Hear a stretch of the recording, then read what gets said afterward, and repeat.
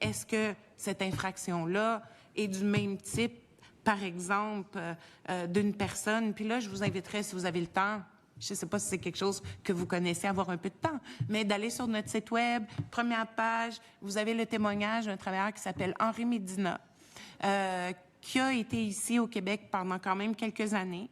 Henri a été victime d'un accident de travail. On l'a laissé presque pour mort sur le bord d'un trou qu'il est en train de creuser avec son employeur. Je vous passe beaucoup de détails, mais l'employeur a dit « ça va passer, repose-toi pendant 1 heure », quand finalement, il était plutôt, il y avait plutôt de multiples fractures dans le corps parce qu'il s'est retrouvé comme enterré pendant qu'on creusait. Et puis, probablement que c'était mal fait, puis la terre lui est tombée dessus, fait qu'il a comme été compressé dans le trou par la terre qui lui est tombée dessus.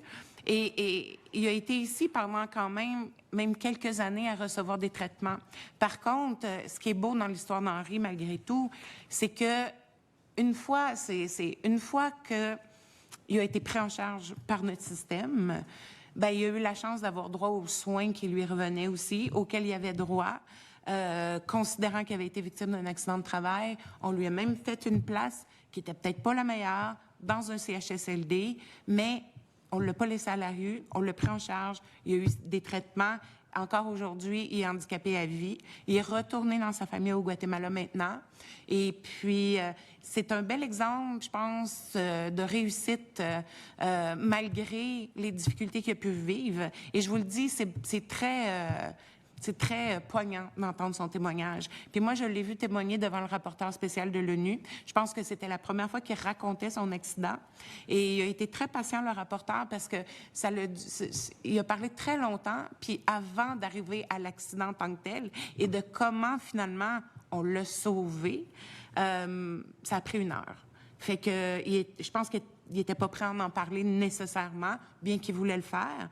Mais il y a même eu un cycliste qui est passé par là, qui a dit « Mon Dieu, il faut appeler l'ambulance ». L'employeur a dit « Non, non, non, ça va passer, mêlez-vous de vos affaires ». Fait que, à chaque année, c'est mieux. En tout cas, moi, j'aime être optimiste. Je crois qu'à chaque année, c'est mieux. Mais que, puis lui, ça commence à faire quand même quelques années. C'est une personne qui a témoigné aussi devant d'autres instances.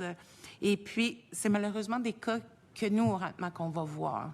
On représente aussi une famille d'un travailleur décédé, même plus qu'une. On a 3 familles de travailleurs décédés qu'on représente. Il y a des accidents mortels à chaque année, mais dans le secteur agricole, en général, il y a des accidents mortels, mais vous allez me dire, c'est des choses qui arrivent dans tous les secteurs.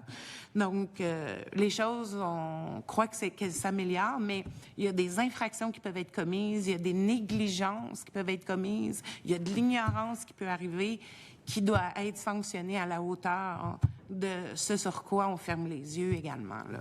Puis ça va être important, je pense, dans la modification au règlement sur l'immigration, de venir mettre la barre un peu plus haute pour certains types d'infractions qui sont inacceptables ici au Québec, qui seraient inacceptables pour, je pense, toutes les personnes présentes ici, là. Donc, il faut qu'il y ait des sanctions aussi qui soient cohérentes avec ça, même si on vient abaisser peut-être le type de sanctions pour des infractions plus mineures, là, qui peuvent être de nature administrative.